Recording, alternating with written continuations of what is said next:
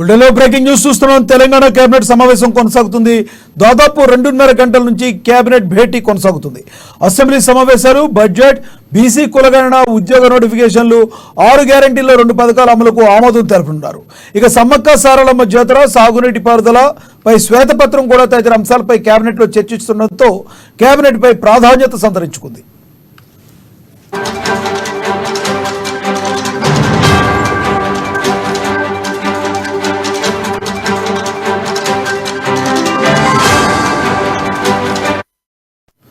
Telangana cabinet సమావేశం కొనసాగుతుంది. దాదాపు 2.5 గంటల నుంచి కేబినెట్ భేటీ కొనసాగుతుంది.